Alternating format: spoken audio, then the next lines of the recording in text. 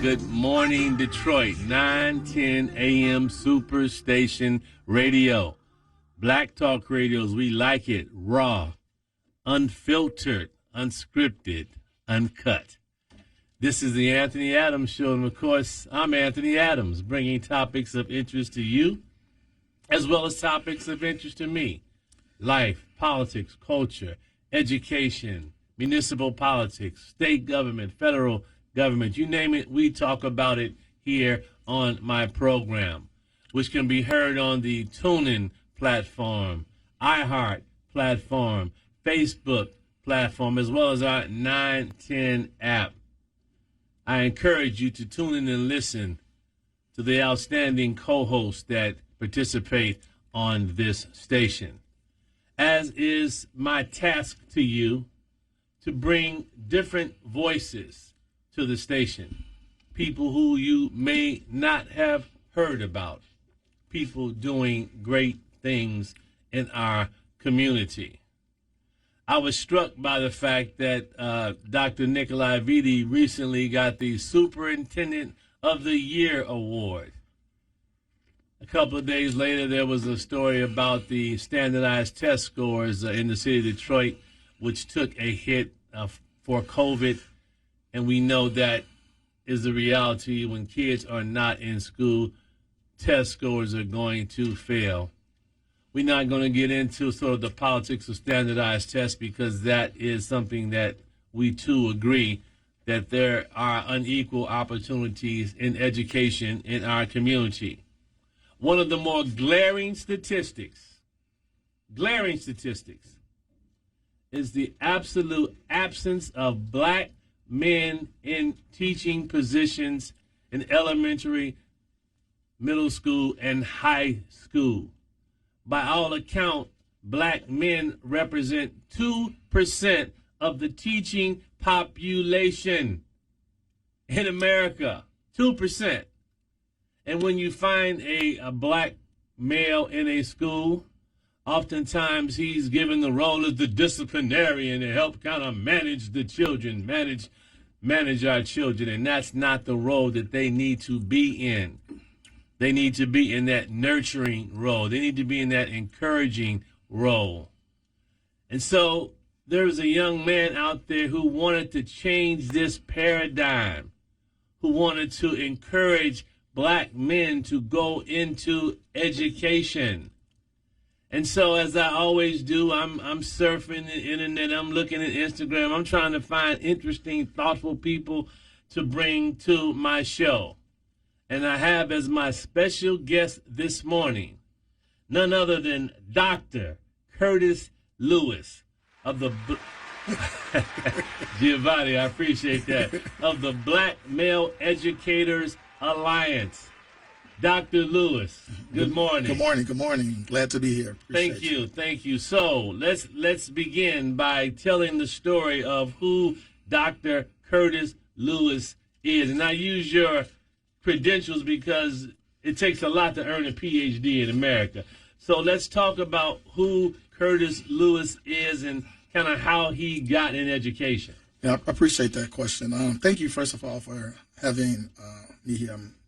I'm excited to be here with you this morning. I'm trying to wake up because the morning thing is not me, but I'll get there. But I'm originally from Chicago. I've lived in Michigan longer than I've lived in Chicago, but Chicago is still home. Detroit is definitely my second home. And so I went to Michigan State, go green. It's the big weekend coming up. Yeah, it's the big weekend. The big weekend. I know, I'm still rooting for my team. But I came here over 20 years ago to attend Michigan State, and at that time, I wasn't sure what I wanted to be. I thought I was going to be a lawyer. I thought I was going to be a doctor. I went to Oxford for a summer program over in England to study medicine, and I was like, nope, this is not it. So went to Michigan State as a no-prep major.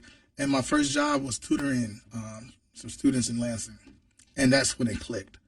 Like this is what I wanted to do. So from that, I majored in education. Started teaching in Lansing for a while. Taught elementary, middle, and high school, math, middle school teacher as well. And so math is also something that I'm extremely passionate about as well. And so went from there, ended up going back to Michigan State to get my doctorate. Like you said, it was a lot of work. It was a lot of work, but it was well worth it. And I didn't get that, and I talk about this all the time. I didn't get that because I wanted to have the, like, sort of the credentials. I got that so that people, whatever space I enter, I wanted to make sure that there wouldn't be a reason why people wouldn't allow me in that space. Okay. Right? Yeah. I mean, in education, there is a hierarchy. Yes. And people who have more letters behind their name obviously get respect, get positions of power within the educational paradigm. So you get your PhD from Michigan, you're teaching school, but you didn't see too many people like yourself in the building. No, I didn't. And I think that is what sort of sparked sort of my interest in creating this organization. But I was in the College of Ed at Michigan State, which is still true to this day. I was the only black male in my sort of class, in all of my classes, but like that year of graduation. And when I went into teaching in Lansing at the time, before I moved down to Detroit, it was the same thing. And when I was elementary school teacher, it was literally only me, the only black male out of like 18 or 19 elementary schools in the Lansing area at the time. And I said, something is wrong. Like, that's a problem. And I felt isolated. I often, like you said in the intro, the disciplinarian, every time someone, I actually had the superintendent of Lansing at the time send a young man that was struggling in another school across the city of Lansing and sent him over to my classroom because I was the only person she felt could deal with him. Right. And I mean, that obviously are some benefits to that, but when we're talking about educating our children, we want young children to see, especially young black men, to see people like themselves standing in front of the class, reciting the ABCs, reciting the multiplication and division tables. How very important is that to a young black male? Well, it's just important for students to see black men, because there's been, research that's been done to talk about the impact of if a student has had a black male, particularly black men, have had a young boy have had a black male teacher, his interest in attending college increases, his success in school increases. And that's not only just for black males, but it's also for black women as well, like the young ladies as well. Having black men as teachers at some point in their K-12 experience has an impact on them, a positive impact on them. And so we know, and there's been research that supports that the having a black male in front of our children increases, in particular our black children, in particular our black boys, increases their success in school and also their likelihood to be successful beyond the K-12 space. And that is really why we're here, Dr. Lewis. We're here to really talk about and promote how do we stimulate interest in black men to go into the teaching profession, because when we talk about one of the most important professions that we have in our society, teaching our children is at the top of the list. Absolutely. Your children spend more time with their teachers than they pretty much spend with their parents. And so you were teaching, and obviously you felt a need or a passion to take it to the next level. So how did you go about forming the Black Male Educators Alliance? Man, so I started a school in Detroit. It was Henry Ford Academy Elementary School. I started this school back in 2012, so I was the founding principal there. And for some reason, I was very intentional, right? And we created a staff that was extremely diverse, and I ended up having more males than like any school in Detroit, and particularly in the elementary school, that weren't custodians or, that's important, right? They were all like teachers. And so that was sort of the beginning, like, man, like we can actually do this, right? And so when I moved over to the middle high school and I became a principal there, I did sort of something very similar, right? And so it was important. I literally called all of the males black males that were in my school at the time, down to the conference room and we had a meeting. And I shared with them that, like, do y'all understand the impact that y'all are having here, right? And that we're starting a movement. This is something special here, and that I wanted to sort of figure out from that standpoint, how do we begin to build this, like beyond, because I know it's good for my school, but we got other kids in other schools. So how do we build this? And our first meeting took place in my house. Okay. Back in, I think that was probably like 2014, 15. It was 2015, 16. We started in my house and just had a meeting with all the males, and we were talking about our impact, what we can do, wanted to start this organization, and then we kind of took off from there.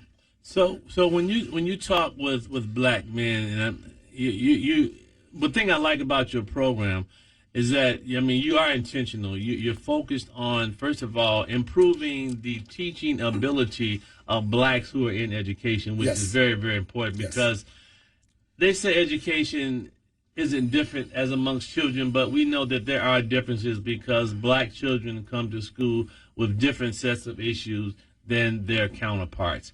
But you're also about mentoring, and you're also about trying to expand the base of potential people, black men, who can teach. Mm-hmm. How do you go about that? So BMEA, Black Male Educators Alliance, we go about that in 3 ways. We have school partnerships. We think that's important because although we know we have a problem with the percentage of black males in schools, we also know there's kids currently in schools now that need support.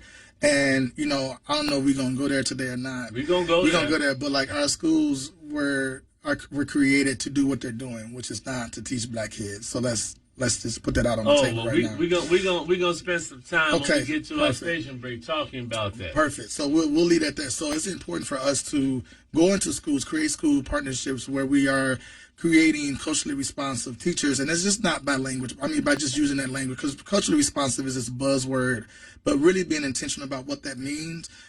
Creating authentic relationships. We want to create liberated learners. Like, we want our kids to leave our schools being civically engaged in a way that they're working to improve the lives of their community, right? And oftentimes schools are not, most schools are not created to do that. So we go into school partnerships, and then we also have our fellowships. So we have a co-ed fellowship, and we also have a only male, black male fellowship, where we're really, because we want to make sure we're getting people in these classrooms. Just because you're black don't mean you know what you're doing. Right. So, like, we want to go deeper beyond just, you're a black person in this space. So we also develop and work with particular teachers who are selected for the fellowship. And then we started our K-12 mentoring program because we want to create this pipeline.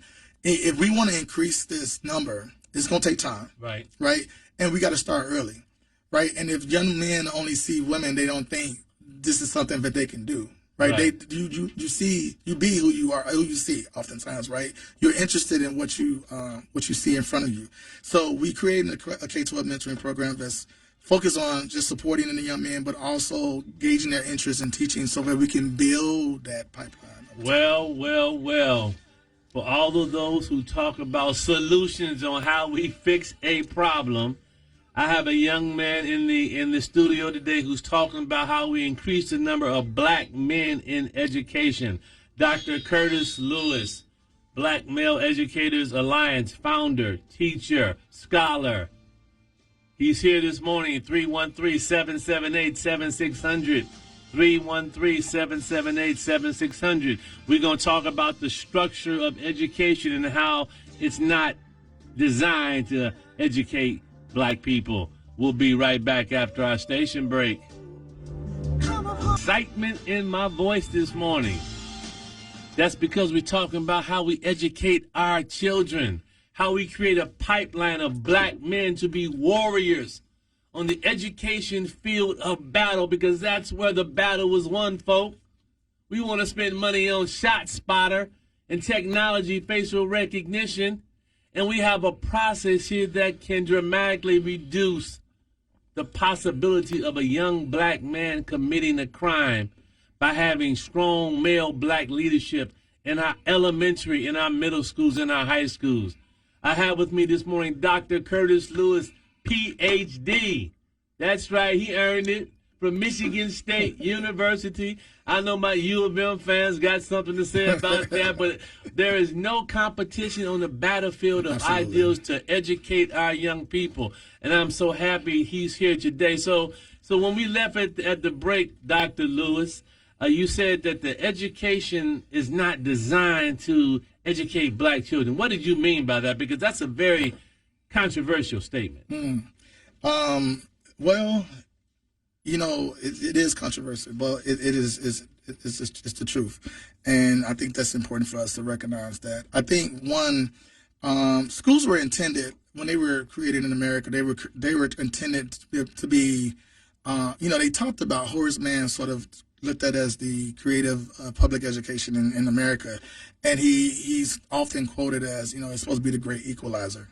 And it was never intended to be the great equalizer. It was intended to continue to stratify society in ways that you use school as a way to determine who's going to do what. And so I think we've continued that legacy. And oftentimes our schools are not built to create innovative, creative thinkers. They're just built to create people who's going to abide by whoever is in control, whoever is whatever aspect is sort of bestowed upon them, instead of creating those who are able to create and innovate. And just the structure of school. When we think about kids, like how we even stratify kids by grade level, right? We're making a strong assumption that kids, no matter, all first graders are going to learn something all at the same time, right? Or a kid's going to always learn how to read at a certain time. And sometimes we embed that into our parents. So our parents, we begin to get concerned about our students, like our kids, like, oh my God, little Charlie is not learning how to read. And he's, and some developmentally, we don't all develop the same way. We're humans, right? That's impossible. So just the way, one is the way it's structured, the way in which we engage kids in learning. It is very oftentimes rote. It is teachers talking, students answers the questions, right? There's, this idea of teachers facilitator is non-existent in a lot of our schools. And then the last thing I'll say too is just what we're choosing to teach our children, right? I know the governor just passed this law that they're required to take financial literacy. Yes. Like, okay. Yeah, right. Right? Really, well, yeah, like, okay, good. Yeah, Go ahead. Yeah. We're passing laws to add things to the curriculum versus really dramatically reshaping how education is delivered. That is the takeaway here, folks, that we have a system of education that was designed to be common, to move people at common paces through common experiences. But our experiences are not common. Correct. Children do not learn at equal rates. Learning is not linear. It's vertical. Correct. It's horizontal. It's every other way. Children learn at different times, and we have to get out of the notion, especially for young black children, we've got to get out of the notion that they need to be programmed. Correct. But we need to, as you said, teach liberation education. I love it. Dr. Lewis, we got so many callers here. I normally do more background, but let's get to the callers because people want to join this conversation. Thomas, you're up. Speak your piece. Grand Rising, attorney. Grand Rising. I'm glad you didn't take my call earlier because I was going to go in on the doctor, but I heard more about him.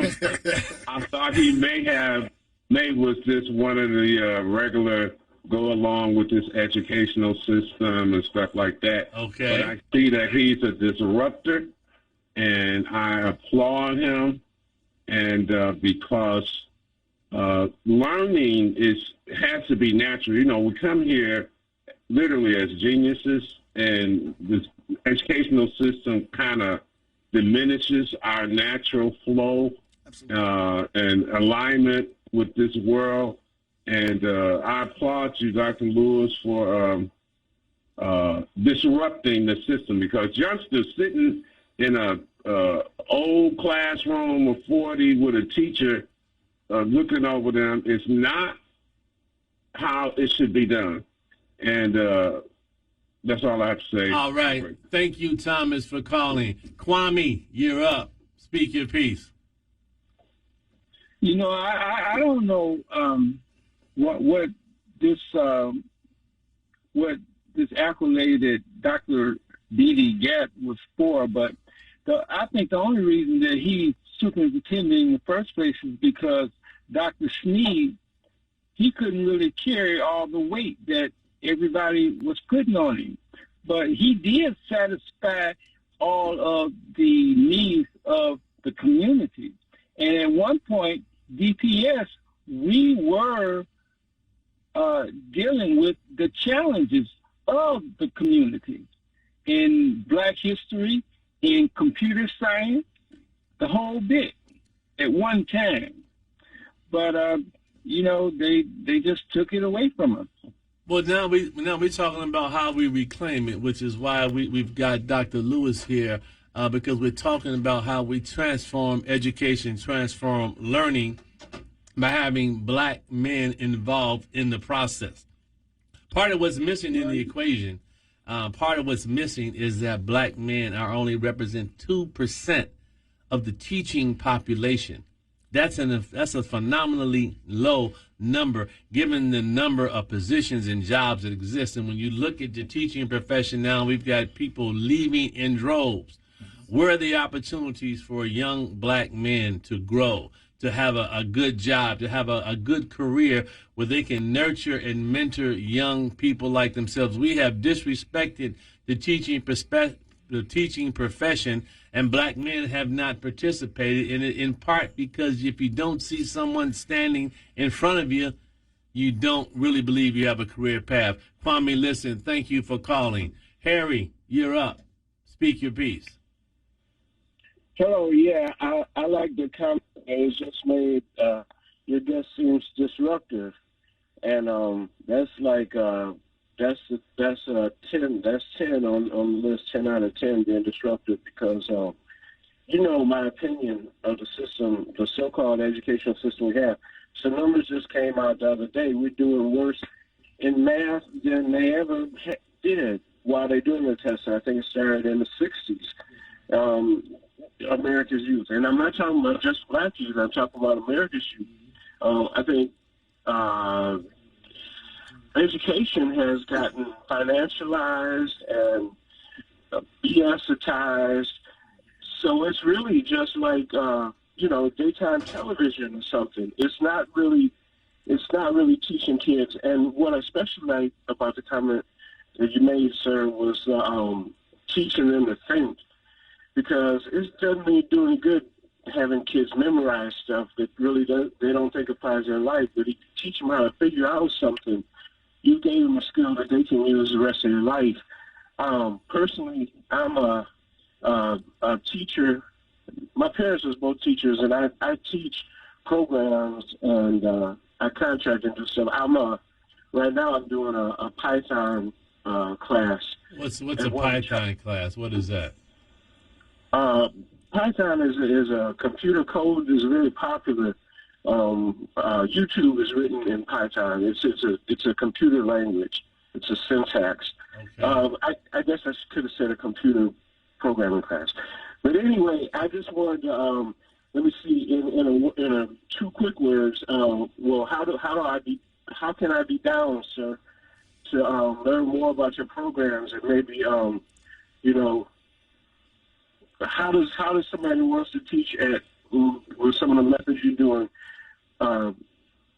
get down with you? All right, that's a great question, Harry. Thank you for calling. So, how do people learn more about the Black Male Educator Alliance? I guess you give the opportunity to give your contact information. Where's your website? Let's break that down. Yeah, absolutely. You can find us on our website. We're all on every social media: LinkedIn, Facebook, Black Male Educators Alliance. You go to our website, blackmaleeducatorsalliance.org. You can find us. You can, reach out, sign up to be a part of our mailing. When we have events, show up, reach out. You can send me an email at curtis@blackmaleeducatorsalliance.org as well. And so we're I say this all the time. We're interested in people who wants to be change agents. I'm not here to have conversation, discussions around or pontificating. People do that a lot, right? With no solutions. My God. Oh, like, really? and so, we're trying to build a coalition of people who want to liberate our children in our schools so that they're doing what they are supposed to do. See, the disruptive element in the mix is is bringing black men into the mix. That is a disruptive force. I'm reading a comment by Karen Winston, who says, my 8-year-old grandson has a black male teacher, has had a positive effect on his desire to learn. The ability and desire to learn. Our children are geniuses. They're great. They need to be inspired. They need to have black men in the classrooms to promote and enhance, not be the disciplinarian, but to be the person there who can give a kind word, a kind thought. We're talking with Dr. Curtis Lewis, Black Male Educators Alliance. When we come back, we got Rick, we got Bay Reed, we got PG, all waiting to join this such important conversation, educating our children by having black men at the table. We'll be right back after our station break. Welcome back, 910 AM Superstation Radio. Black Talk Radios, we like it, raw, unfiltered, unscripted, uncut. We have as my special guest this morning, Dr. Curtis Lewis, disruptor in this education space, trying to change the paradigm, trying to encourage black men to go into teaching. Also uplifting the skill levels of blacks that are in education so that they can provide a high-level product for our children. So part of when we talk about disrupting education, obviously is disrupting the feeder system of education, those schools and colleges. And what's striking to me is that in two areas where we get the most support, whether it be social work or education, those fields are dominated predominantly by white women. And I would think that that environment would not be as hospitable for a black man to be in. Could you speak to that? Oh, absolutely.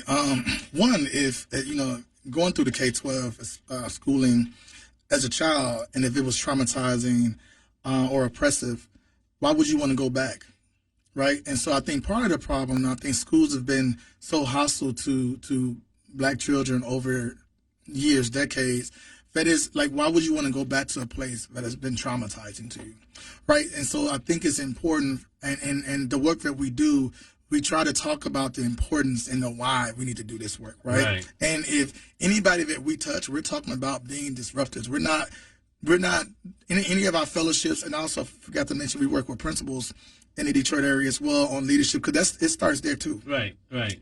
So the principal is the leader of the school. We got to support them, and we got in one cohort 13 black principals, male principals we work with, and in our original cohort we have 8 that we work with. But that we've talked about their experiences and how their experiences sometimes was traumatizing to them, and they often repeat the same trauma on their kids. So we got to be able to unpack that, and that's something the work that we do as well. See, we're talking about here a holistic approach to how we have a system of education that does not traumatize our children. And part of the way to avoid trauma is to have people who understand that trauma exists within the system, and then how do you disrupt that by interjecting black men who have positive ideas about how our children can learn and how they should succeed. PG, you're up. Speak your piece. Well, good morning, Dr. Curtis Lewis. Good morning. And I don't see you, my brother King, as a disruptor. I see you as something more positive. They call me a provocateur, and I'm going to say welcome to the club. You should be provoking people, black men, on teaching, black women on teaching our students. You didn't give a contact number because I'm definitely going to call you. But my question to you is, do you think that the schools in the black areas lack the ability to show the kids how to write the various styles like APA, MLA, Turabian style writing with the footnotes? Do you think that our students are pushed too quick before they've mastered that particular subject, which would explain why Asian and Indian kids, which is also a part of Asia, are stronger in those math, sciences, and history classes more so than our students? And if you do agree with me, what can be done to change it, and how can you and your organization and others like you take a page out of the Daughters of Dixie book? They use the big lie in the South changed the school curriculum, made you think that they won the Civil War when they lost. How can you do that and implement 1619, Black History year-round, and what our kids should know about their own culture? All right, PG, that's a multi-level question, but I'm sure Dr. Curtis Lewis can synthesize that. Thank you for calling, PG. Don't forget the phone number. We won't. Give the phone number first, and then we can dig into the multi-layer question that PG posed. All right, the number you can reach me is 313-338-7997. 313-338-7997. Yeah, that was a very important set of questions, and I'll try to, if I can remember them all, try to synthesize them in my response. But one of the things I would say, one, the way we engage kids, and first of all, our kids are entering our spaces, our school spaces, not feeling confident in math, one, right? It is historically been that oftentimes the way teachers engage students in math just hasn't been appropriate, right? And so some of the way in which we engage and the curriculum that we use don't even allow our kids to engage in math in ways that they'll be able to sustain that understanding and be able to use that. And I'll talk about math, in particular in science, as gatekeeper courses, right? Like some of our sort of higher paid elite professions involves math and science. And those, people are not even teaching science in school. So we won't even go there, particularly in elementary school. Like, kids are not even getting science on a daily basis, but that's a whole nother conversation. When it comes to math, you also got people, and there's been research done about this. There's a lot of elementary school teachers who are afraid to teach math. And they have trauma. I also teach math methods courses at Michigan State, which in essence, I teach teachers how to teach math. And a lot of those teachers who are going into the profession are scared to teach elementary level math. So if they're scared to teach it or afraid of it, how are they going to encourage kids to engage in it, right? So there's a multitude of ways in which we got to begin and address that, right? We got to recognize and acknowledge that some of this curriculum and also folks approach it. And let me say this, I think there are great teachers out there doing great things. And there are some teachers in there who probably should lead the profession. But those who are doing great things, I think we need to hone on those skills and support them in their understanding and confidence in math and science. So then, therefore, we can do the teaching. We as an organization, we've done some work on the west side of the state with the organization, and we were working with folks who were teaching math and ways to engage them on how to be more engaged in how they teach math. So there's things that we're willing to do. We're open to going into schools. This is what I do, right? I was a math teacher. A few other folks that's on the team were math teachers. We want to get in schools to do this work, but here's also the issue. It's oftentimes a struggle for an organization like us to get into the schools because we have to prove ourselves. Yeah, you got to prove yourself. You got to prove ourselves. Right. We can spend $30 million on Beyond Basics, okay. But when the black man with the education program shows up to talk about how he can energize our children, there's got to be a test that's got to be passed. And that's part of the internal bias in the education hierarchy, that blacks who come with great ideals, who come with great experience and with great credentials. So we're not talking about a man who doesn't have the package. He's done the classroom. He's been in the classroom. He's been in administrative experiences. He teaches at a leading university in the state. So he has the background in order to motivate and inspire our young children to learn, especially black men, by encouraging black men. Answer the call. Black men to help liberate the minds of our children. RC or Rick, I'm sorry, you've been holding. Speak your piece. Hey, got to agree with you. Got to go deeper. A couple of things that you said I know has to resonate with all of us. I know of your work. I know a couple other people who are participating with you, and I'm for that. I support that. But you are bringing up what continues to be our problem, and that is who's in the we. How many parents today can we even go to that will admit that that is a factor, that they understand, that that's something that they want in the classroom? Will they admit to it? And the reason I say that is because we've long had and held this ideal of self-determined education. The issue gets to be we oftentimes don't have the numbers and leverage to move the legislature, to move the unions, to move the organized competition that's there. We sometimes come up with ideas and not remembering we are in a competitive situation here and that other people don't necessarily share our goals. And that always, I'm wondering what you are finding out too, but that always seems to be the problem. Who's in the we? The idea is great. It makes all the logical sense in the world. But then you go and you talk to people and they say, no, we don't want a polarized society. We don't want nothing set aside special for blacks. And, that just amazes me. So, well, but I got you. But let me say this, and when we talk about disrupting, being provocative, and changing the paradigm, here we have an education system here. We have a school board here. There is nothing to stop the school board in the city of Detroit from saying we need to recruit black teachers in our schools. It's a predominantly black district. Come home, encouraging kids, providing scholarships. There's a whole lot of things we can do, but we got to stop the trauma of learning, the higher level learning skills such as math, geometry, trigonometry, calculus. These things are, I think I never got out of geometry, but we got to stop the trauma, having kids traumatized in learning, and you do that by having black men stand there who can articulate and who can teach in a manner that's responsive to educate our children. When we come back, we got Baby, we got Larry, others waiting to join this conversation. 313-778-7600. Dr. Curtis Lewis, Black Male Educators Alliance. We'll be right back. Talking about how we disrupt education in our community. How do we inspire our young people to learn? How do we create free thinkers, people with problem-solving skills?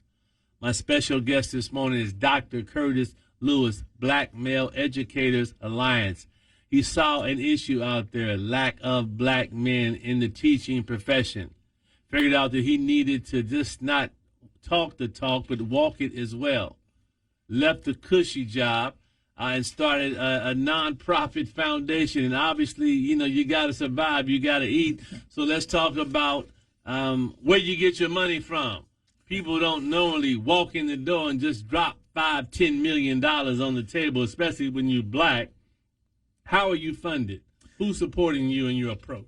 I appreciate that question because it is when you step into the nonprofit world, it's a space and you become an entrepreneur. So you have to, do the work a little differently. So I shout out to Skillman Foundation. They support us from the beginning. We also are supported by a couple of other national organizations that have given us money, and then also in some of our school partnerships, we get not much because I want to be able to do this work for free for schools, right? Which is some of the work that I'm doing on my end, and so we're continuing to figure out ways to continue to fundraise, to do the work. But, Skillman and Zuckerberg and a few other folks on New Schools Ventures Fund, which is an organization, national organization that focus a lot on organizations or schools that are trying to be innovative, and particularly doing the work of like increasing the number of black males or teachers of color. Because again, there's 2% black men and 7% in general black male and female teachers in the country. So you got 93% of the teachers in America are not African American. What is, if you have that number right offhand, what is the percentage of black students in education? What does that number look like? I want to say, the population it's about 10-11% or something like that of black students that are in our students of color represent more than half of the student population across the country. So let me just state that for sure. So, but it's obviously definitely a mismatch of folks. A total mismatch. Bayree, what's going on? Speak your piece. Nephew, I want to give you your accolades. And Brother Curtis here so well. I give you all power. You continue to do what you do. Before I ask this question, I want to give you yours, nephew. It's one of the young ladies that called you for some support. You did what you had to do. You let me know this here. It went so far is that they joining together, they trying to put a team together to see what they can do to help you to do what you and your wife do, and they taking up the same line as you in. But anyway, I'm just letting you know that. Now getting back to brother, he's very, very articulate. Question is to me, now, the program, what you got, is it just for the state of Michigan, or this is touch down all around the country if possible? This is why I'm asking this here, because I got nephews, cousins, and nieces, school teachers, and principals, and I can reach out and touch them. Another thing, I want to be able to help find you. Now, I didn't get last numbers of phone, but when you get through with this, please get that again so I can contact you, so I can hook into you, so I can start doing something for the foundation. All right. Now, let him. Yes, sir. Yes, sir. Go ahead, baby. Yes, I'm saying this because this is to my heart, because the education is the problem thing. I'm doing this because Thomas, he said he didn't get in there like he was. He kicked out at the bus stop a little while back, and I'm going like this. Now, there are charter schools and the public schools. Are you affiliated with both of them, or you just with the entity of one? That's a great question. He got you. He got it. Thank you, Bayre. Doctor, can you answer Bayre's questions? Yeah. So that number again, because he won't hear. Let me say it: 313-338-7997, and it's my work phone. So if you call, just leave a message. I'll get back to you. Two good questions. One, we wanted to start in Detroit, so we are across the state of Michigan, and we are starting to expand beyond Michigan. So we're potentially, I'm working in a school in New York in the Bronx. And we are sort of beginning this relationship with a school in Milwaukee as well. So we wanted to start in our own state first and in our own city of Detroit first, but we are beginning to expand. And with this expansion, you got to add staff, as you just talk about the funding. So I want to move slow to move fast, because I think that's important. I think a lot of organizations move to just grow quick and without doing the work. Right. We want to be intentional. And then the other question, I don't get into the charter school and the traditional public school debate. I've worked in both. I'm about good schools, right? So we do work in any school. We don't just target charter or just target traditional public schools. We are targeting schools that are willing to do the work. So, but I mean, part of the battle behind the public versus charter school issue is the notion of certified teachers versus uncertified teachers, and clearly, if you're not attracting black men to go into education in college, then there has to be sort of an alternative route to get that pipeline filled. How are you going about addressing that particular issue of men who says maybe a career life change? You know what? I'm tired of working a 9-to-5 corporate job. I've got a skill set. And I'm an engineer. I want to go into education. How do you support that movement to get more black men into the profession? That's a great question. One thing I do want to say is relates to all the charter schools and traditional public schools who are all funded by the state. They get state funding. The expectation is that all these schools have certified folks, right? So I think there's been sort of this idea that charter school can just hire whoever they want to, don't have that goes for all the schools. So I just wanted to just put that out there. But to your point, there's been a few men that we've come in contact with who were engineers or in some science field that had an interest. And I think our fellowships, I know our fellowships are tailored toward, especially our beginning year, early career fellowship is focused on those kind of folks, those folks who want to come back and leave their particular profession and go into teaching. So we do that work as well.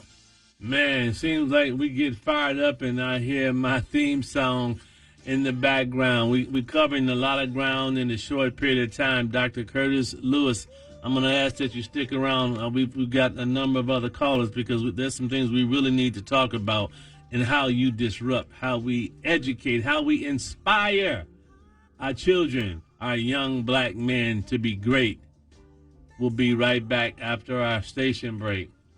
Welcome back, 9:10 a.m. Superstation Radio, the Anthony Adams Show, a solution-driven Talk Radio program, which is why I have in my studio this morning Dr. Curtis Lewis, who's heading the Black Male Educator Alliance, an organization that is committed to uplifting, identifying, training, inspiring African American men to go into the teaching profession, especially at lower levels. Do you know of any black kindergarten male teachers in this area? Yeah, actually, I do. There's one that I know in particular that I've worked with in the past, but I know. I think there's another one too that's actually at a preschool that's one of our fellows. Okay. He's at a preschool. So I do. It ain't that many, but I do know too. So I've got Larry, you've been holding patiently. Sir, please join the conversation. Speak your piece. Yes, gentlemen, thank you for taking my call. Definitely this particular program is needed. But my issue is this. What type of kickback are you getting from this whole policy of race to the top or no child left behind? And what about this whole issue about these different types of things that we're now teaching? We're not teaching subject-based type of education or information anymore. They're more or less are teaching to test. So how then do we reach the black male? Please give me some type of different types of ways that we do that. And how do we encourage and how do we support your program? Thank you, sir, for taking All right. Thank you, Larry. So, Doctor, can you answer that? Man, one, you can support. I'm going to say the website again, www.blackmaleeducatorsalliance.org. Reach out. There's a place you can also send us a note and become part of our email setup. And then we're all on all of the social media. So I think, man, that's we are teaching to the test. I mean, it's in some schools. Some schools we are doing it. And I think, one, we got to understand the test it's part of the system, right? The test was not intended for our children to ever exceed white folks. It's just not, right? And every time the numbers start to get close, the tests change, right? And so, like, we need to stop chasing the test, like, because we're going to be chasing the test for the rest of our lives. And so, one, we got to stop doing that. And because here's the thing. The test just shows one measurement, right? And I won't get into standardized testing and how I feel about that because it is embedded in racism as well, but that's for another day. But the important piece is if we're teaching our kids what I talked about earlier about being critical thinkers, innovative, they'll do well on those tests. Like, seriously, they will, but we don't do that, right? And so we then think teaching kids how to memorize what's on the test or getting prepared for the test is going to be what's great. We got kids in some schools around here that they do pretty decent on tests, but kids leave and go to college and can't write. Right. Or can't think. Right. And so what is those tests measuring anyway? Right. Those tests can't measure a person's ability to create like the next innovation, the next innovative idea or the next create, like they don't measure that. And so we got to do the work in our schools. Well, I think there clearly has to be pushback from those who are in charge of education institutions which educate our children. They've got to recognize that, and they have to talk about it, because I think one thing that they don't do, and they being, the Board of Education, Dr. Vides, they don't talk about the necessary challenges of the urban district. And they continue to chase, as you say, the test scores, when understanding that what our children need early in life is problem-solving skills, conflict resolution skills, being social, understanding how to communicate an ideal. You see, those types of skills, which are soft skills and are very difficult to measure, but yet they are so important to the overall health of the child itself. And so when we have large institutions like DPS Community District or the large charter system that we have, we've got to have people who understand that your job is to fight the system, not to try to push our children a round peg into a square hole, but to make sure that the young person has the necessary tools to survive. Thomas, you're up. Speak your piece. Thank you for letting me call back. I appreciate another remote moment with Dr. Lewis and you, attorney. Okay. I wanted to give a solution as far as like resources for your organization or other organizations.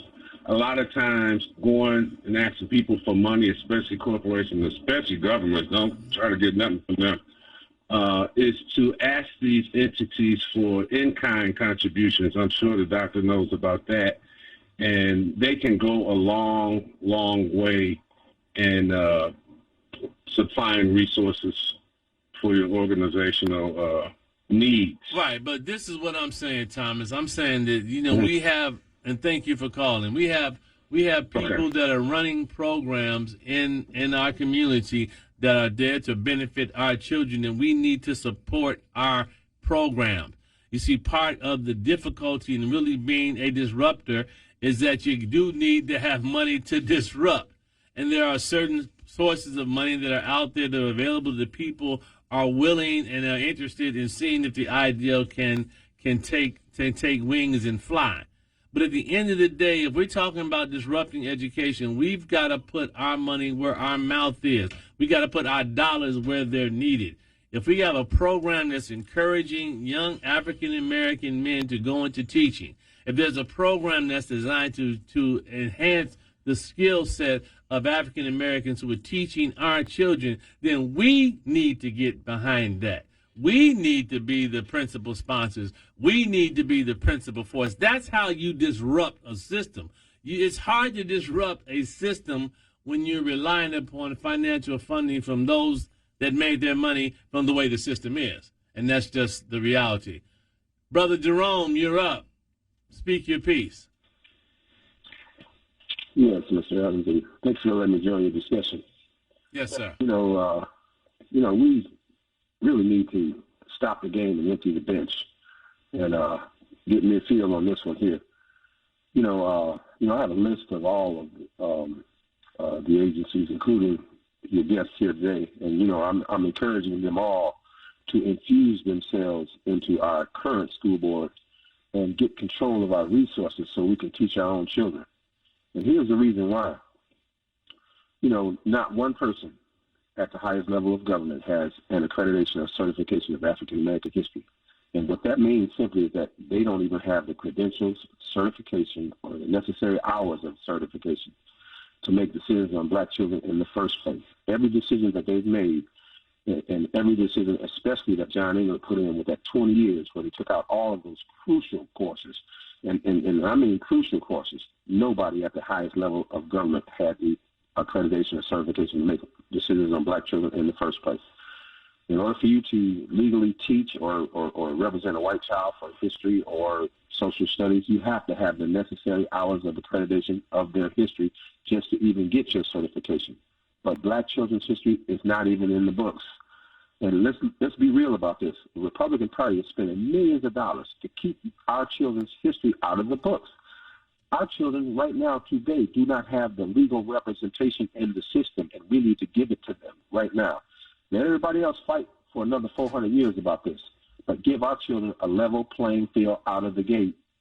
I mean, when you took away civics, you took away drafting, you took away geography, you took away auto mechanics, you took away wood shop, metal shop, carpentry, welding. The list goes on and on. Home economics. Your kid can't come home and help their parents with home projects. And they did it on purpose. And they did this for 20 years. And we haven't even held them accountable. We need to make sure that number one, that our children's history is in the books so all children, not just in this state, but over this whole country and perhaps the world, will grow up and make better decisions on our children. Because right now they're making decisions.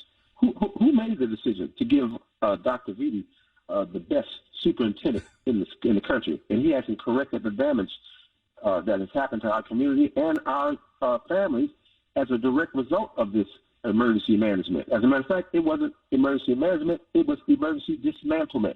The fight was never about the children.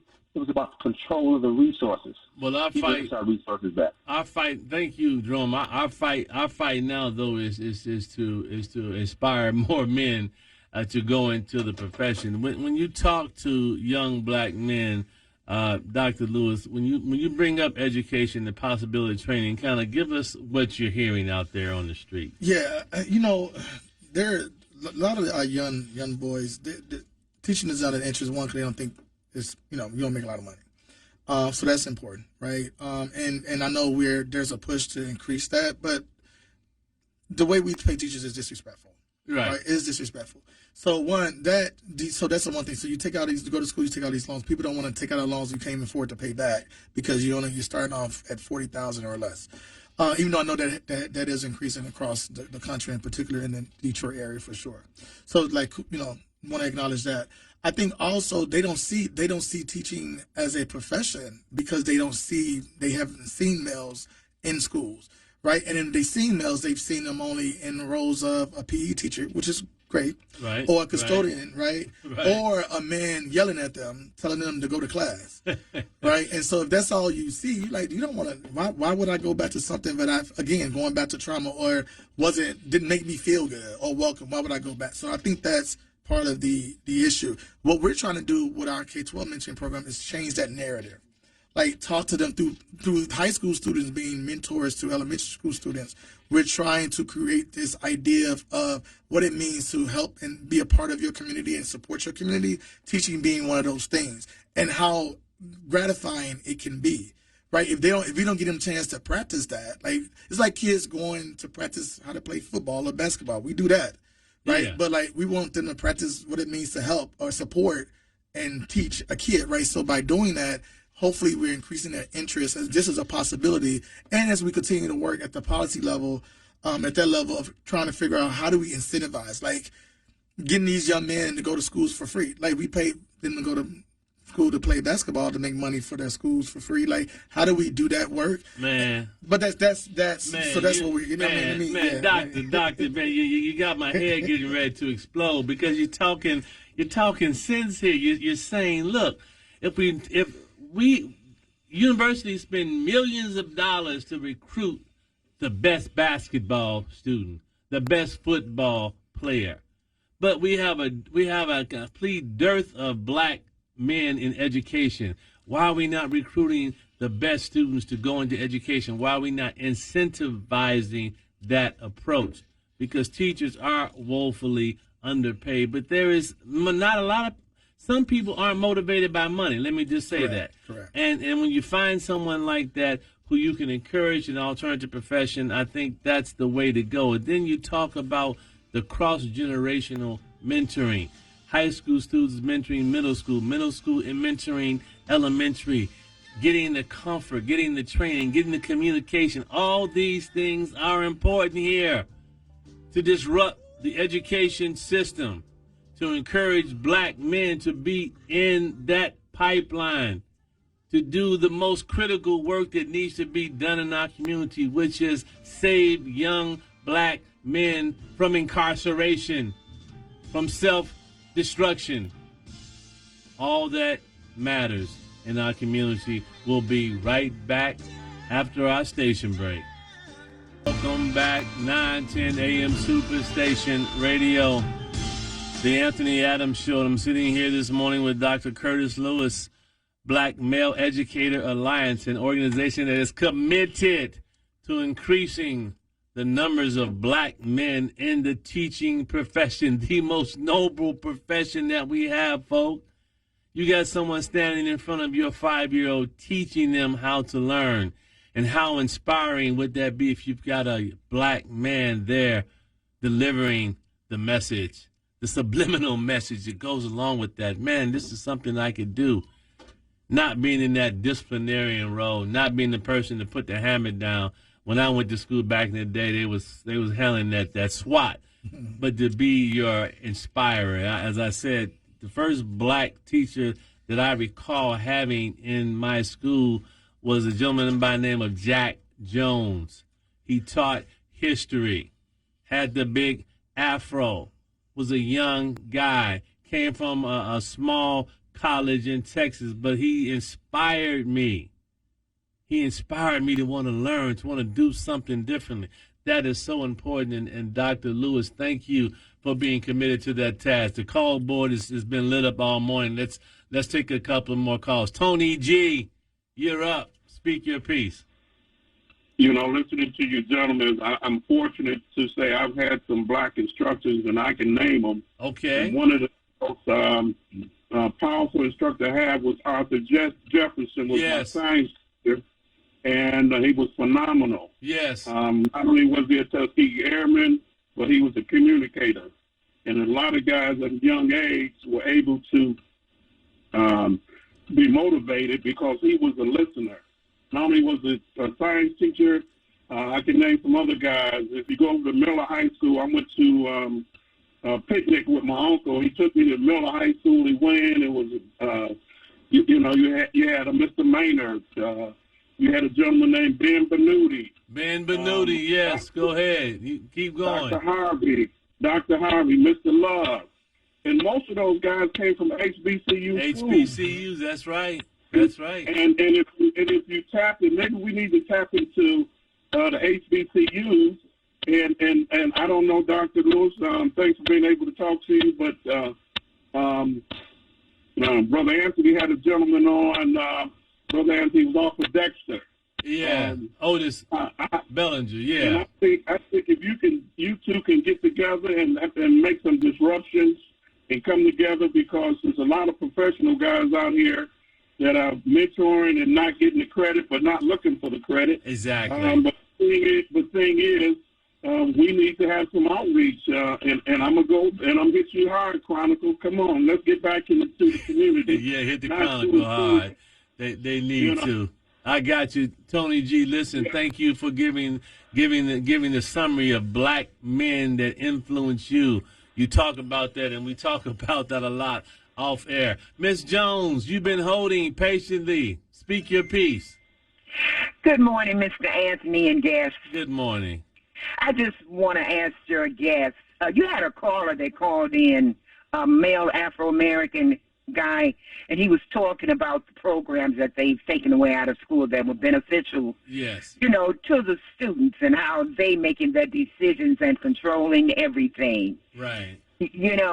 I just want to ask your guests, should we challenge that and make them put those programs back into school, or should we just start our own school and do our own thing and, create our own schools and, what I'm trying to say? We got you, Ms. Jones. Thank you. Dr. Lewis, can you answer that question for Ms. Jones? And thank you for calling, Ms. Jones.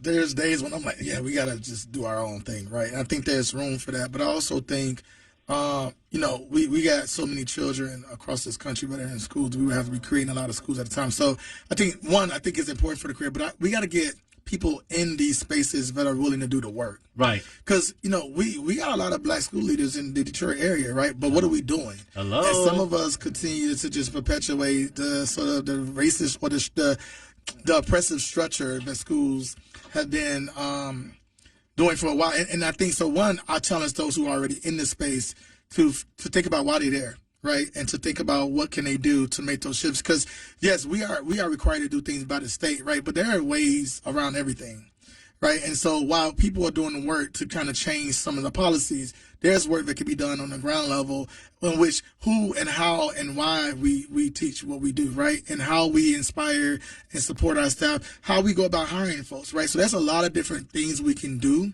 that I think that we can do within the current system, but also, yes, I think there is a need to also create our own spaces where we have the freedom to do the work. But oftentimes, these test scores is tied to money, right? And then everything gets so political. And unfortunately, I talk to my students about this all the time at Michigan State. Teaching is a political act. Whether you make a decision to teach Black history or teach the appropriate history or not, you're making a decision, right? And so we got to understand that this profession is political, right? Very political. We gotta understand that. So yeah, I can go, we need to do both, right? And I think part of the issue, what we're driving at least where you're trying to take the conversation, is that those programs are good, but they don't work if the child can't learn, if the child isn't inspired. And I have a picture in my office. It's the single room schoolhouse in 1947, where you got kids from kindergarten to the 7th or 8th grade in a room, in a single classroom, learning all on task, learning different things at different levels, cross-learning because they're being exposed to other types of things. We got to understand that the key is to get the child inspired first. If a child is inspired, then they will learn, and then the higher level subjects that they get to, we can do that. But I have an interesting question that's raised by Stanley Brooks on Facebook, and his comment is that I don't think that students should be forced to take classes such as geometry or calculus, but basic math if they are not good in mathematics. Let the young boys learn the basics and then enroll in advanced classes and studies that they show a gift or special interest in. Do you agree with that statement? Yeah, actually, I do. I think we oftentimes push our kids into calculus, and oftentimes people, by high school, like kids shouldn't be taking classes that they're not, like if they're not going to go into a profession that's going to require them to know high level math, then why are we making them take it, right? To your point earlier, it's the soft skills, like how to communicate, how to collaborate, how to innovate, how to create, how to write, how to like articulate your thoughts. Like those things are important. We spend a lot of time in classes where kids have no interest. And not even in no interest, but it's not going to benefit them because I want to go be a dancer. I want to go be an actor. I want to go be, a teacher or whatever the case may be. And do I need to take calculus for that? And so, yes, I do agree with that. But here's the one thing, and I'll stop there. The caveat here. The way we're teaching math at the elementary level is causing kids to disengage in math as early as second grade.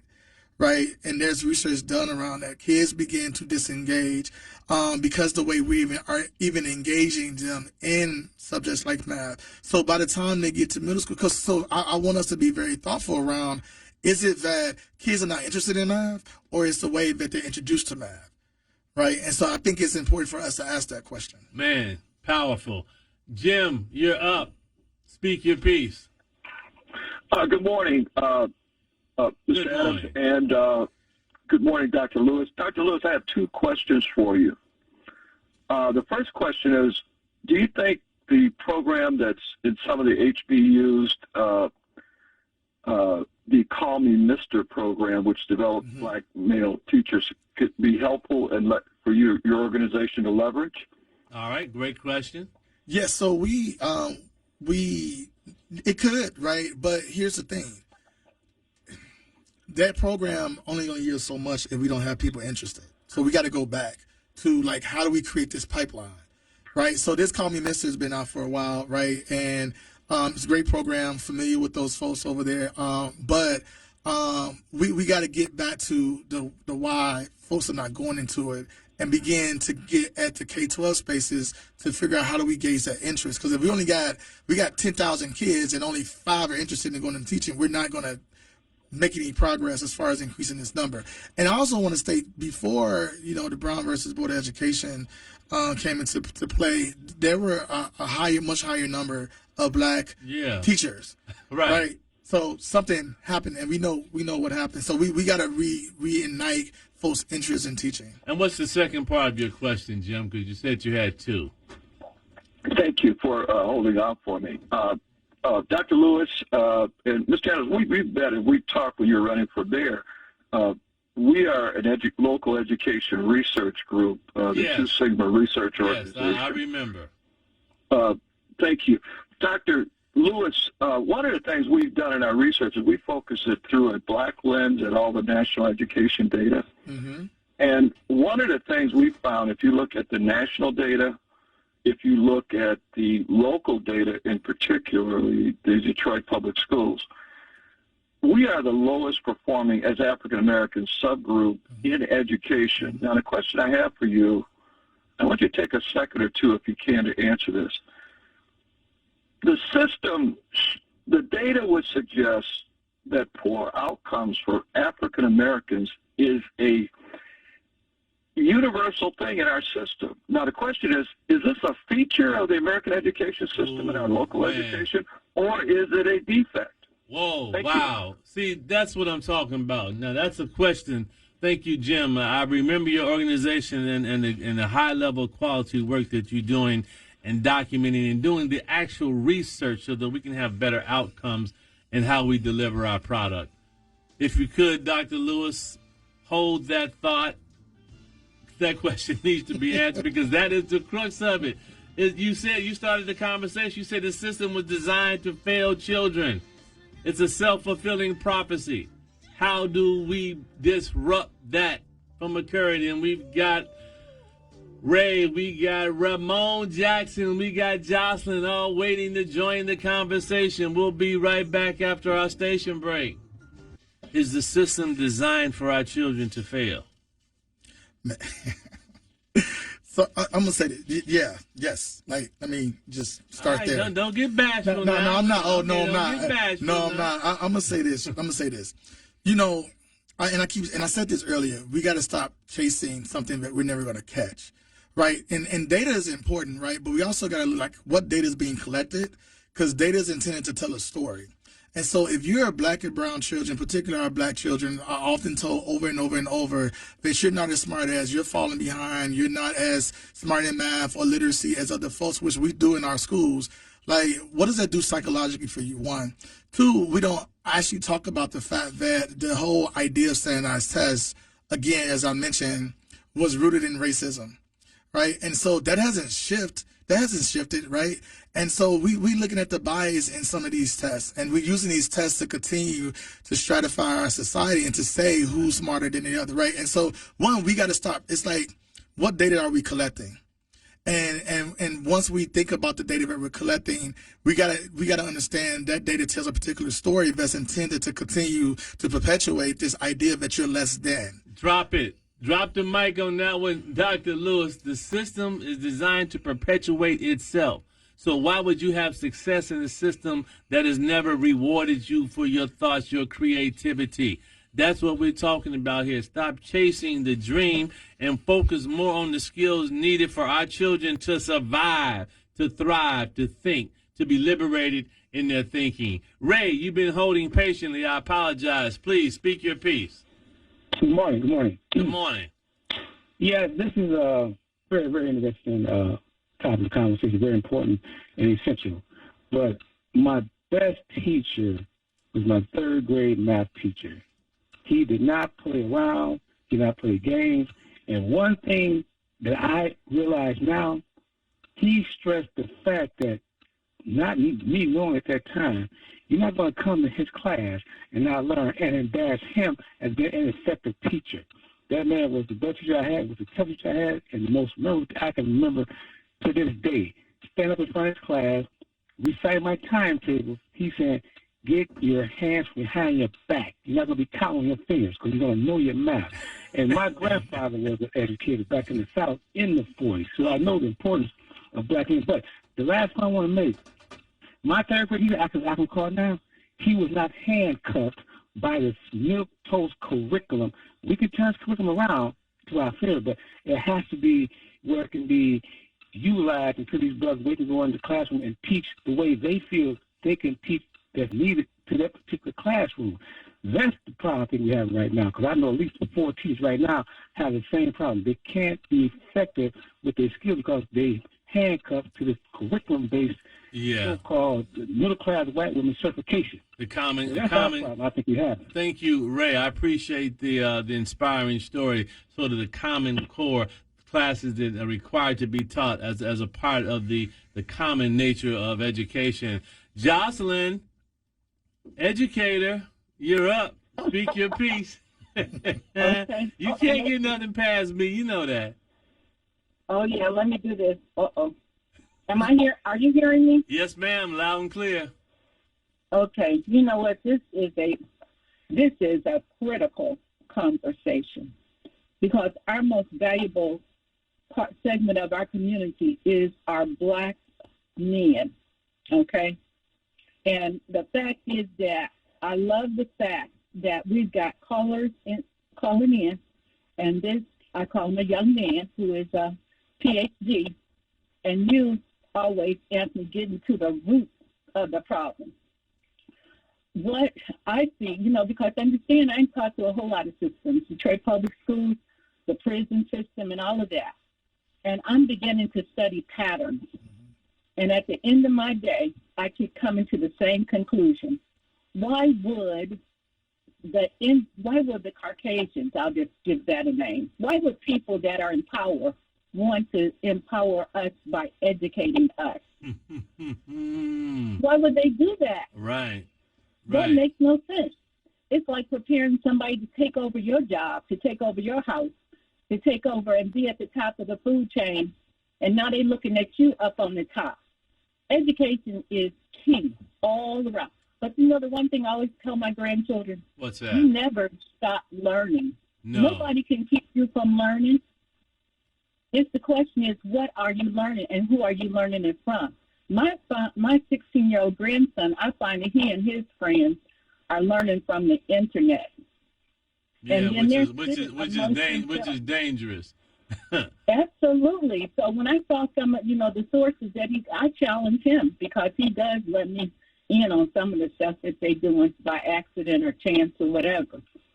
But, I catch him in the basement, and him and his friends, they're going through a thought process. They're trying to identify what's going to give me the most Benjamins in my pocket. Right. Because this country is made with Benjamins. And so they are putting their heads together and strategizing.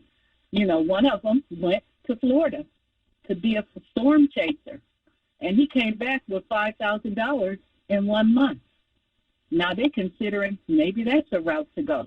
All right. Because if they can get some seed money in their pocket, then they can do the things that's necessary to maintain themselves, And so we need to, I'm a traditional teacher. I love teaching. But believe me, I saw the handwriting on the wall when they brought in the standardized test. Yes. They crippled not only the students, but they crippled the teachers. And teachers don't like to be crippled. And let's understand that was another way. Again, we talk about stratification of the education system.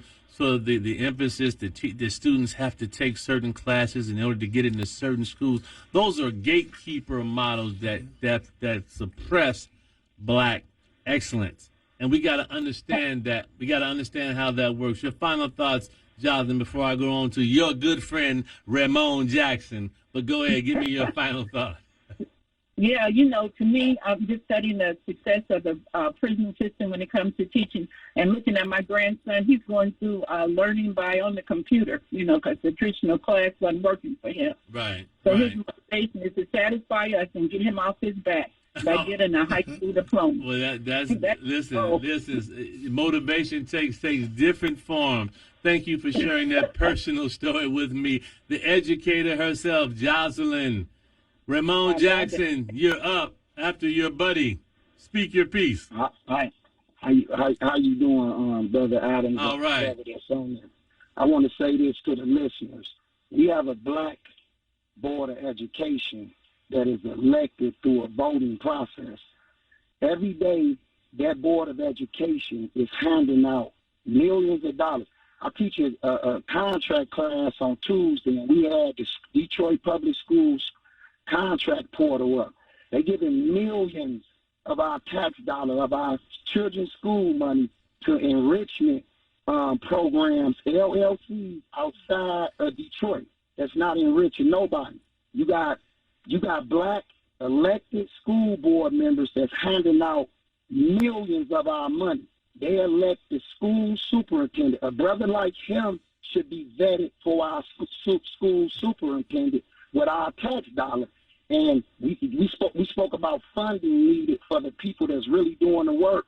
I encourage that brother right there to go to our school board with our tax dollars and demand some of that enrichment money that they give into LLCs all over. And I'm not talking about nobody outside of people we control. My last thoughts is that we got a 12% voter turnout for the school board. If we really care about our children, we should be turning out at them elections, demanding that the people that's in the Board of Education properly disperse our tax money that it benefit our students. And secondly, we get a superintendent that understands the needs of our students, like this brother on there now. All right.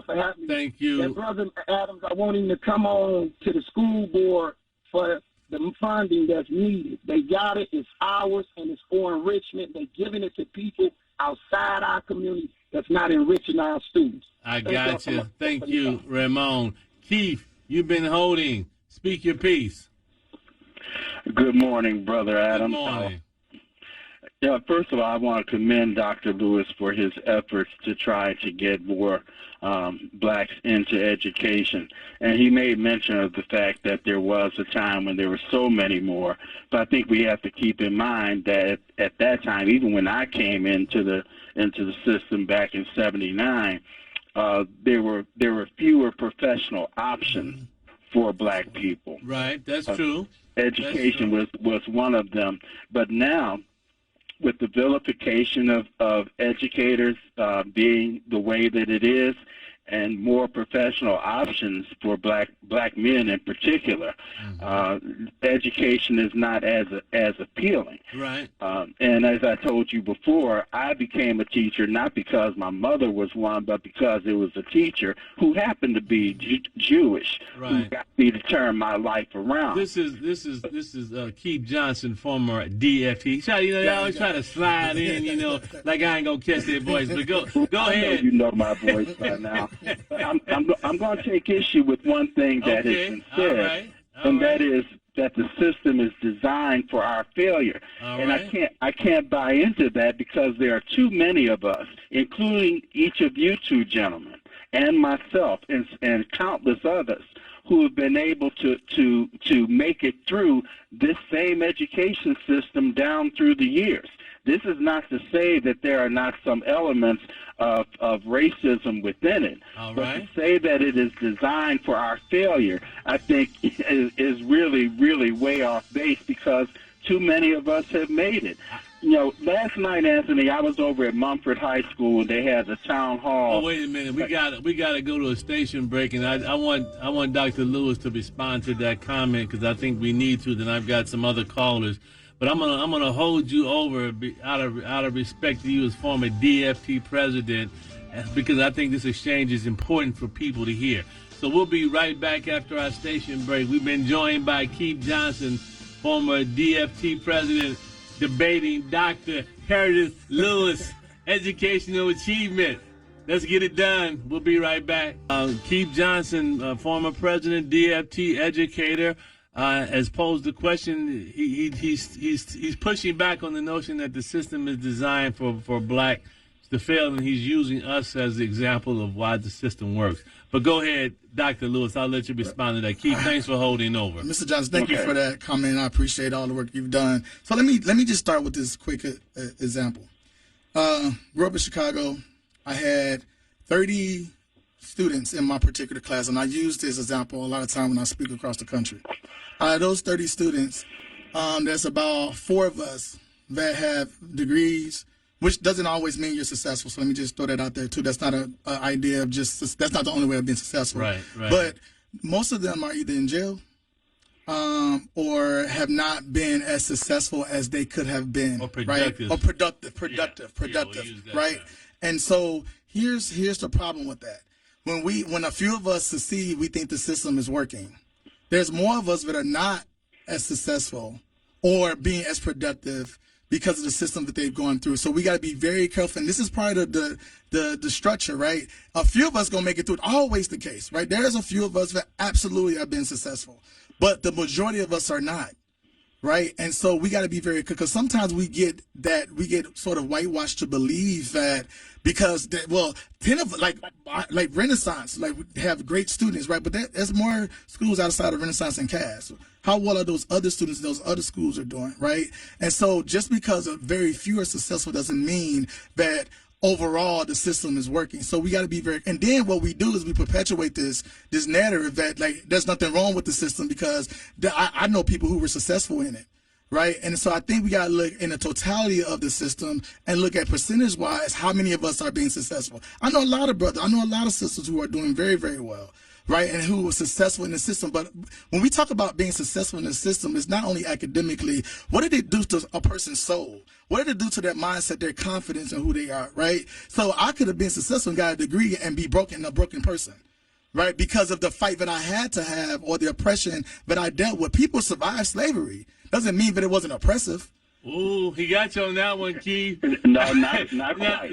But now, listen, I know you got to come back, and what I'm going to do is I told Dr. Lewis I'm going to have him back, and maybe we'll also I'll reach out for you as well to be a participant in another show I'm going to do on education, blacks and education. So hold your thought, Keith. I appreciate it. I gotta get to my final caller, and then I don't want Dr. Lewis to have the opportunity to give some concluding remarks. So I know you have a comeback, but we'll get to that. I'll reach out for you for another show. All right? Thank you very much. DJ, you're my final caller of the day. Speak your piece. Good morning. Let me get right to it. I think the big problem in our community is our culture. We need to develop a culture that focuses on learning versus just getting by. Reverend Jackson once said, if we spend as much time studying and reading as we do playing basketball, we would be loaded with scholars. Nigerian immigrants are the highest educated social class in America today. 65% of Nigerian immigrants have at least a bachelor's degree. Their focus is on learning and education. Our kids focus on rapping, singing, football, basketball, these things, and we need to change our culture somewhat. We need to focus on learning. I got you. That's a good comment. Thank you, DJ. Dr. Lewis, you have the floor. I'm going to let you give your information once again, so that people want to get in touch with you, they can, and let you give your thoughts on how we disrupt this system. All right. Again, you can reach out to us. We're on all the social media platforms: LinkedIn, Instagram, Twitter, Facebook, Black Male Educators Alliance. Our website is www.blackmaleeducatorsalliance.org. Feel free to reach out, contact us through that. We also be having events. So if you follow us on any of those social media platforms, you can stay in touch with us. We also send email information out as well. So join us. That way we're looking for folks who are ready to do the work. And we want folks to, ask the questions that we've been asked today, for sure. So we want those folks who are coming in with different mindsets, different thoughts and ideas to be a part of the movement as well. I think my last, thought I would say is, this has been sort of building. The system was built this way, right? And again, I want to acknowledge there are people who have been very successful and will continue to be successful. And it doesn't mean that it needs to be sort of restructured or rebuilt, or however you want to look at it. But I think we got to start with holding people accountable to the how we spend money. How we hire, who we hire, how we engage, how we develop. We got to pay teachers, right? Part of when I used to be a principal, we used to ask this question all the time about we're an institution that we're about dismantling white supremacy. How do you feel about that question, right? Like, what's your response to that? And in that question, in itself, and people's response, we knew whether this person was going to be a good fit or not. Right, we got to ask those questions. We're going to get people in schools that's going to make the change. We got to get the right folks in there that's willing to do that, and then we got to develop them, and we got to support them, and we got to pay them. All right. You heard it here first. Dr. Curtis Lewis, Black Male Educator Alliance. With the number of calls that we had today, we're certainly going to do a follow-up. I've asked Dr. Lewis to identify some of the young black men who he's mentored, who are in education, who can talk about their experience on the ground to give you all sort of the well-rounded perspective. At the end of the day, I'm reading here, LaShonda Bartell, Mayor Adams, Dr. Lewis, and 910 family. Please check out my son, Kyle Bartell, Facebook or Instagram page regarding their apprenticeship program entitled Sit on It, Detroit, makers of benches from refurbished woods. Let's disrupt the educational system, and that's what this is. We lost 50% of the black teachers in Michigan in a 10-year period from 2005 to 2015. That coincided with the decline of student enrollment in Detroit public schools, the loss of teachers that were not picked up by suburban school districts. How we disrupt our system, how we use our educational resources to enhance, to inspire, to identify, and to make teaching the valued profession that it is. Your children spend more time with their teachers than they do with you. I would think you would want someone there who was energized, excited, engaged to teach your children. Dr. Lewis, thank you for the work that you do. We'll be back at it again tomorrow. You know me. We try to bring the information. We got a crazy situation I'm going to talk about tomorrow about the black man that killed the black woman because she beat him in basketball. Toxic masculinity. Maybe if he'd had black teachers inspiring him, he wouldn't have gone off on the deep end. This is the Anthony Adams Show. I've enjoyed everyone calling in today. We'll be back at it tomorrow. Peace.